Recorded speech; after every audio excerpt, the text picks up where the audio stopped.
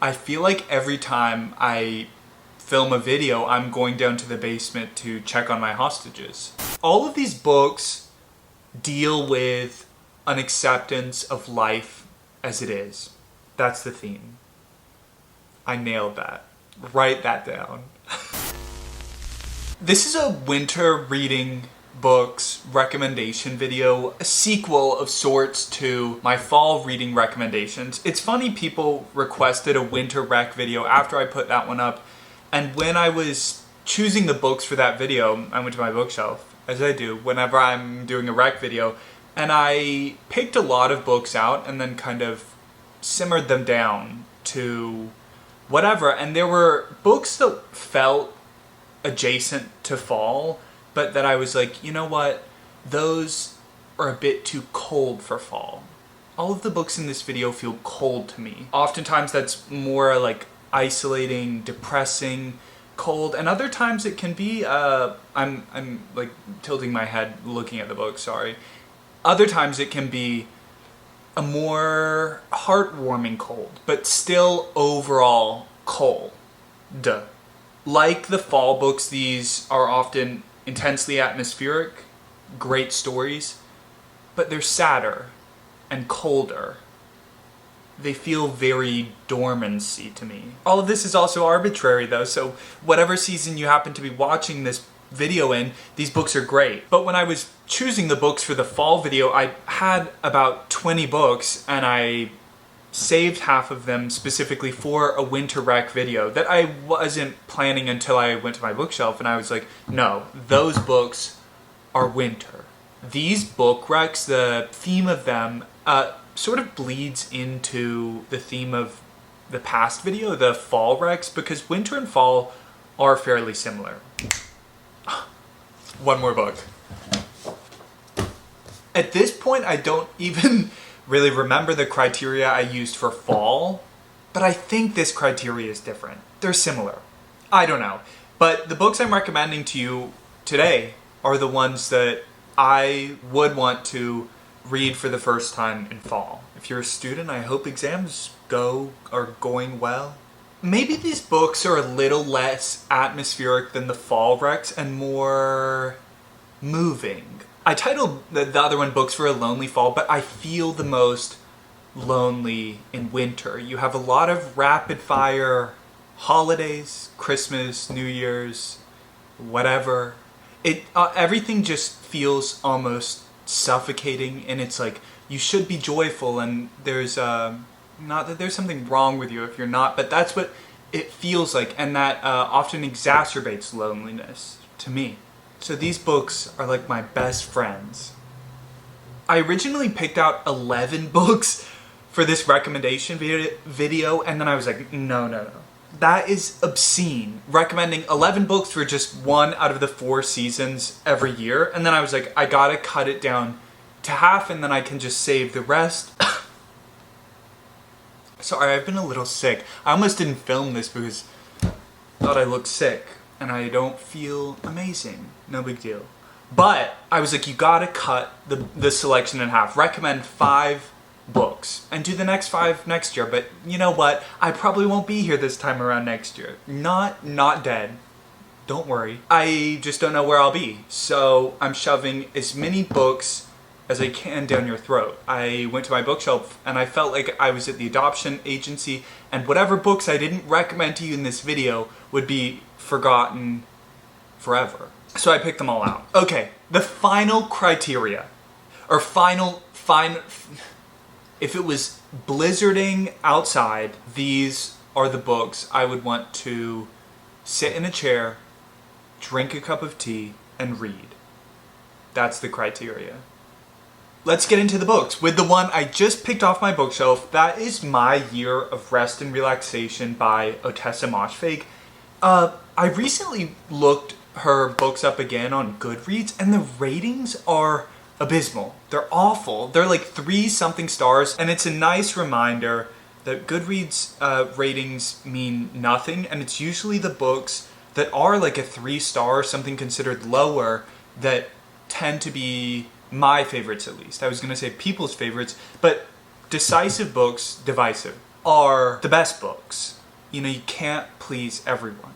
I don't know what the key to success is, but I do know the key to failure. Trying to please everyone. My Year of Rest and Relaxation is, at this point, a very well-known book. That's irrelevant. Cut that part. My Year of Rest and Relaxation is a first-person narration of a woman who wants to sleep through an entire year. She's not suicidal, as she makes clear in the novel. She's just tired. She wants a break from life. And the fantasy of just wanting to take a break from life is very relatable. And I found that reading this book was very cathartic, to read through the thought process of just wanting to take a break from life, which we really all do. Unless your life's like damn incredible, I'm sure you still want to take a break sometimes. And that's what this book was for me. It was like a break in a book. I'll recommend Moshfegh until I'm blue in the face because she's so funny and well written, and the book is really fast paced. I really enjoy it. Let me read you a quote. Oh, I forgot to say that while I am shoving all 11, 12 books down your throat, I've divided it into 3 categories because I can't expect people to read this many books in one season. The first category is my like ride or die recs. It was supposed to be 5 books, and then I remembered My Year of Rest and Relaxation, but those are my ride or dies. And then there's the honorable mentions, 3 of them, and then there are 3 extra credit. They're all great. I just feel more... I don't know, they're all great. I've read all but one of Moshfegh's novels, and they're all great for wintertime, especially Eileen and... Okay, so all of the ones I've read, which are Eileen and Death in Her Hands. The next book on this list is The Little Friend by Donna Tartt. I'm a Donna Tartt ride or die. She's my favorite author. I think she's incredible. And I love Donna Tartt's style. I love the way she writes a book. I don't care what she's writing. This book has awful ratings on Goodreads. And I think the reason for that is that people expect something else when they start reading the book, because it has a very sensational premise that a young boy, he's hanged from a tree, and his younger sister, 10 years later, 8 years, 5 years, something like that, when she turns 12 or something like that, she begins investigating what happened to him and running around a town in Mississippi. And you just follow the main character, Harriet, throughout her trying to unravel what happened. And so while the premise is very sensational, the book as a whole is not. It's very atmospheric, very this is what life is, take it or leave it. And I think that's where a lot of people take issue with the book, that the most exciting thing about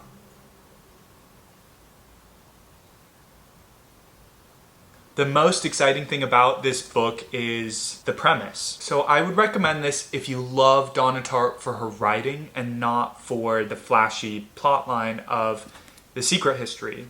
If you read 50 pages of this and you don't like it, set it down. I think it's amazing, and I vividly remember where I was and how this book made me feel, which was comforted when I was reading it. I read it over COVID, like 2020, the beginning part of COVID, when everyone was like locked down, and it felt like I was in a different world. I really love this book. Euphoria by Lily King is so good. I love Lily King. I read Writers and Lovers first, and then I immediately bought this at the bookstore, and then immediately read this, and I was equally blown away. It's a love triangle. It's about anthropologists in, I'm not gonna name some developing country, which apparently is the politically correct term to say. You can't say third world country anymore, but they're exploring some developing country and their tribes. I love Lily King's writing. It's very fast-paced. It's sad. I think it's funny too. Lily King is funny. You can't do sad without a dose of funny, or then it's just corny and self-indulgent. Blurb off the back from the Washington Post. Poetic in its compassion and efficiency. Arresting. Agreed, it's very efficient. Her books are all very efficient because they're short because they're short. But still very impactful. I don't think this was a finalist for the Pulitzer Prize. It was one of the 10 best New York Times books of 2014 and the Kirkus Prize winner, but it gives Pulitzer Prize winner finalist energy. Oh my god, I don't know how I've talked about this book so long without telling you the reason why it stuck with me for so long. The concept of euphoria, the titular concept, that you learn what is at some point in the book, I've thought about nearly every day since I finished this book. The concept really clicked with me, and I think things only click with you if they've been percolating or marinating to some degree within you already. And the concept was one that I was very enamored by, not in a particularly good way, in a kind of depressing way. The concept is very depressing to me. And when I read this book, all of my ideas on knowing another person, love, friendships, just knowing another person generally, I was like, oh, I like that way of looking at it, which she calls euphoria. It's sad, it's smart, great pacing, great writing, and I think about the concept to this day. I really hope you read it and let me know your thoughts. This is I Capture the Castle by Dodie Smith, and I swear I've talked about it in every video since I've started reading this book and since finished it. I love this book. It's always a book that you pick up on a whim, not expecting anything from, that you end up loving. I think I would call it a favorite. I'm going to let it marinate for a few more weeks, but I already want to reread it. I want to read more Dodie Smith. Did you know she wrote 101 Dalmatians? I Capture the Castle is a first-person narration in diary entries of a 17-year-old girl who has moved into an old and decrepit castle with her family. And it's just about the family's life inside of a castle that they have re-inhabited. It's funny, it's witty, it's heartwarming, it's sad. It's everything you could want from a winter read. Also the fact that my copy's from 75-ish years ago really contributed to the ambiance. It really felt like I was reading this girl's journal, which I really enjoyed. I already want to reread this. Did I say that? It's really, really good. Oh my god. I know. The criteria of winter books, it's always unintentional. I just have a feeling. To me, cold connotes something that's hard to grasp. Not me about to forget what I was about to say. All of these books deal with an acceptance of life as it is. That's the theme. I nailed that. Write that down. This is E.M. Forster's Where Angels Fear to Tread. It is the shortest book by far on this list. Maybe not. Euphoria is pretty short and much faster to get through because it's so short. This is just denser because it's a classic, whatever that means. It's just old. When was it written? Copyright 1920. This is almost 50 years old. Where Angels Fear to Tread, don't read the back. The back spoiled it. What can I tell you about this book? Like all of the Forster that I read, what sticks out to me is that it's a clash of ideologies that's done very, very well, and it's very enjoyable. This book is very sad. It's the best book title I've ever come across, Where Angels Fear to Tread. One of the best, at least. If you like classic literature, pick up this book. If you like the Brontes, pick up this book. If you like Jane Austen, pick up this book. I think Forster's brilliant and does what a lot of classic authors can't do or don't do for me. And that the writing or whatever is very dusty and oftentimes inaccessible and kind of oh, I wish it wasn't written like this. But the story and dialogue and ideas contained within the book are so incisive, hard-hitting, whatever, that I'm really moved by the end. This is a very sad book. Acceptance of life as it is. That's the theme. Let me read you a quote. Oh, this is one of my most annotated books, I want to say, if you will. This might have been what broke my annotating. I used to put tabs in books, plastic ones, so that if I ever donated my books, I could just pick them all out so that I wouldn't have vandalized my books. I was very particular. And then this book, I was like, I'm never parting with this book. I'm just going to get out a pen and start writing it. So I plucked out the tabs from like the first 20 pages and started going at it. Quote, dull and remorseful. It is a deadly combination. Quote, these people know how to live. They would sooner have a thing bad than not have it at all. That is why they have got to have so much that is good. Amen. There is something majestic in the bad taste of Italy. It observes beauty and chooses to pass it by, but it attains to beauty's confidence. Banger lines. Banger lines. Quote, the horrible truth that wicked people are capable of love stood naked before her, and her moral being was abashed.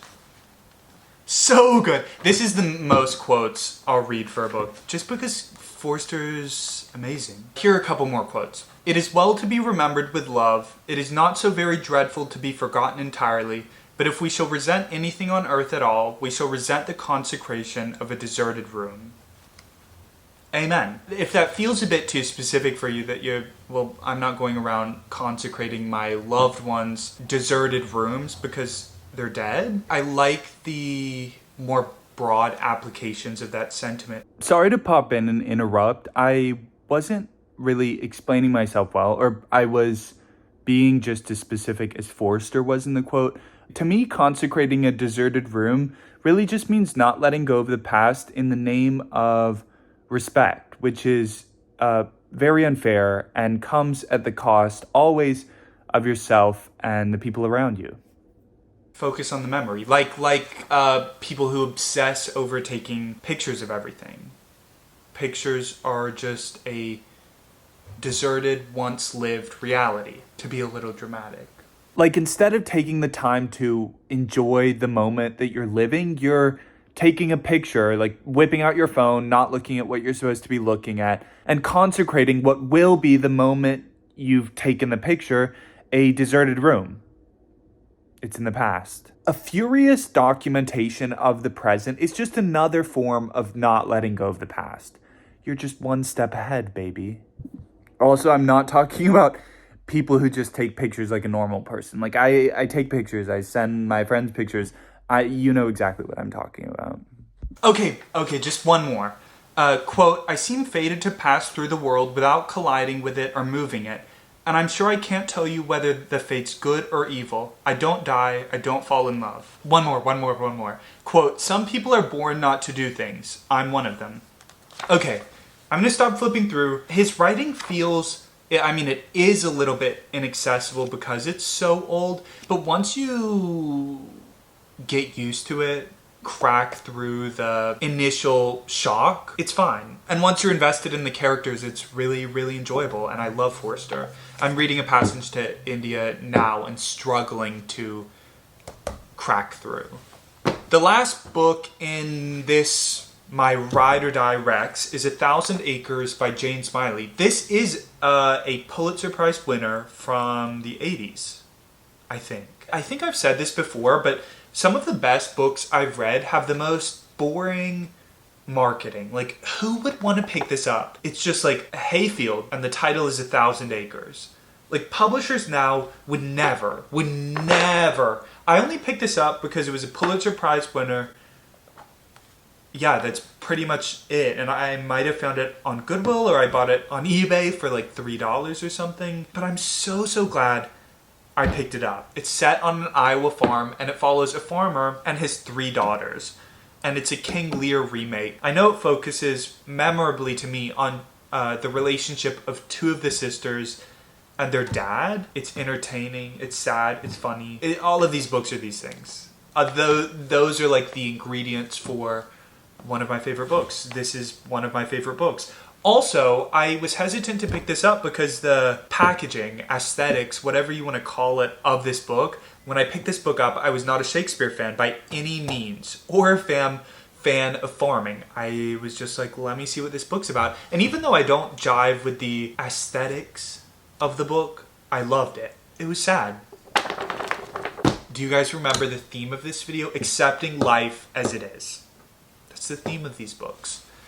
On to the honorable mentions, which are arguably, well, they are just as good as my recs. I just wanted to recommend 5, which turned into 6 while we were filming this chat. These are fantastic books. The first is Jennifer Egan's A Visit from the Goon Squad. This is another Pulitzer Prize winner. I read this last year and it was one of the best books I read. This follows a host of different characters, but it's set in the same universe, and each chapter you follow a new person and you slowly realize that the world is the same and that the people are connected. Like, I think there's an assistant, might be the first chapter, and then later on you realize that her boss is narrating another chapter. But it's so much fun, and it's, if you're an attentive reader, this is not the book to listen on audiobook, because Jennifer Egan is so clever. She's like constantly winking at you, foreshadowing, just like, it's so much fun because everything is woven together. It's like a carousel ride. You're like, but you're in the same place. Do you know what I'm saying? Have you guys read this book? What do you think? Ignore me distinguishing, dividing the books into like ride or dies and honorable mentions, because they're all so good. Here's a quote. Quote, "I'm praying it's over. Some mornings the sun looks wrong outside my window. I sit at the kitchen table shaking salt into the hairs on my arm, and a feeling shoves up in me. It's finished. Everything went past without me. Those days I know not to close my eyes for too long, or the fun will really start." So good. It's the closest thing to an interactive book on this list, or really that I've enjoyed. One of the chapters is a PowerPoint, which is super quirky, and I don't think it completely pissed me off. Also, you get to read like a quarter of the book in 10 seconds, which is a win. I love this book. The next book I read, this isn't a wrap-up. This is a recommendation video. The next book, Stoner by John Williams. Really good. Great writing. It follows a professor who's old, and it's very lonely, and it follows his relationships, and it reminded me of Philip Roth's The Human Stain. I usually don't read the synopsis in a video, so I'll give you some this time, just for... William Stoner is born at the end of the 19th century into a dirt-poor Missouri farming family. Sent to the State University to study agronomy, he instead falls in love with English literature and embraces a scholar's life, so different from the hardscrabble existence he has known. And yet, as the years pass, Stoner encounters a succession of disappointments. Marriage into a proper family estranges him from his parents, his career is stymied, his wife and daughter turn coldly away from him, a transforming experience of new love ends under threat of scandal. The Human Stain. Driven ever deeper within himself, Stoner rediscovers the stoic silence of his forebears and confronts an essential solitude. Winter. He's not confronting winter. John Williams' luminous and deeply moving novel is a work of quiet perfection. William Stoner emerges from it not only as an archetypal American, but as an unlikely existential hero, standing like a figure in a painting by Edward Hopper in stark relief against an unforgiving world. Depressing, bleak, kind, highly recommend. If you don't take my word for it, I recently found a Bret Easton Ellis tweet where he calls it the best novel he read in 2013. As soon as I finished reading this, I recommended it to one of my friends, and she read it, ordered it on Amazon, read it immediately, and texted me back, and she was like, "Charles, why do you keep recommending these books to me?" The book before that I recommended her was The Great Believers. Both of them are very heartbreaking. Stoner, read it. Another Forster. I didn't even intentionally choose 2 Forsters for this list, but they're so winter. Classic writing feels like it should be enjoyed in the cold months. Probably because when you get tired of reading the very inaccessible writing, you have nowhere to go but your snowed-in house. Howard's follows 2 sisters and their relationship with a family who's rich. And they're like, the family is go-getters, and the girls, they appreciate life, per se, and art. And it's a clash between those 2. Every time I look at this Barnes & Noble classic cover, I just want to dive into the world again. That was the reason I bought this book in the first place, because I was like, I want to go to this cottage with the tree.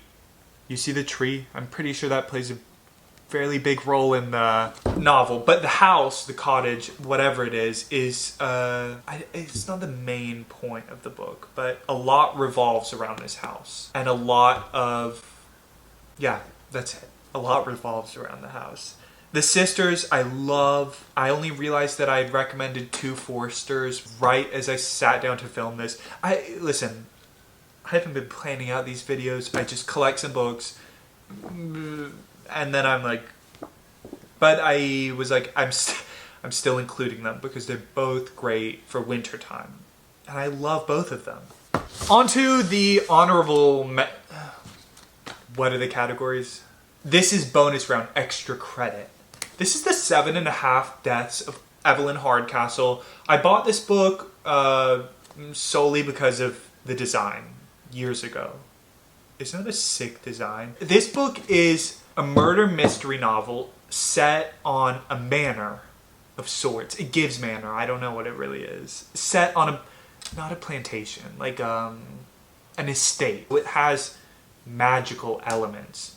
And sometimes that can really piss me off because it feels like you're cheating in a book. You're like, you just magic away whatever you want to. But I've come to realize that I don't actually hate magic books, or I don't love a magical realism, or maybe I just don't like 100 Years of Solitude. But if you set the rules of the universe out from the get-go, I don't mind magic. I don't mind magical realism. And this book does that.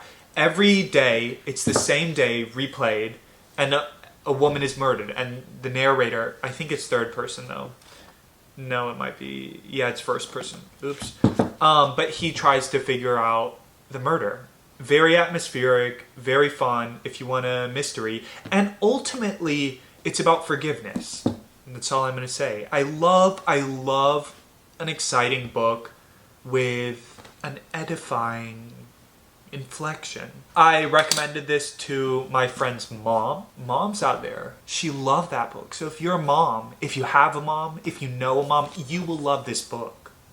Read this book. The next book on this list is on the extra credit round because I read it in high school. It's the book I read the longest time ago, and that's When Breath Becomes Air by Paul Kalanithi. This is a memoir of a brain surgeon with some sort of cancer, and he narrates the beginning part, and the memoir is ultimately finished by his wife because he dies. And that's such a depressing concept. I'm easily moved by intense depictions of humanity. He learns that he has terminal cancer. I think, listen, I'm not good with the details, especially after so long, but he learns he has terminal cancer. I think he decides to keep working until he dies. And it's very, very sad. If you just want to cry. The last book on this list feels very, very accept life as it is. Beat it up. Heartwarming. Perfect for the winter because it's long. That book is A Tree Grows in Brooklyn by Dodie Smith. The reason this book isn't higher up on the list is because I hate the time period that this was written in, which I think is like around World War I. I just hate early 20th century.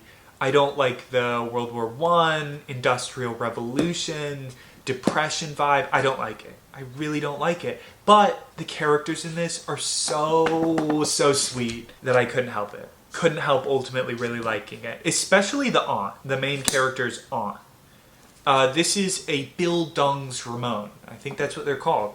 It's a coming-of-age tale about a young girl in Brooklyn. If you don't mind that time period, I would highly, highly recommend this book. If you do mind that time period like me, this book is ultimately still enjoyable and a rewarding reading experience because of how compelling the characters are.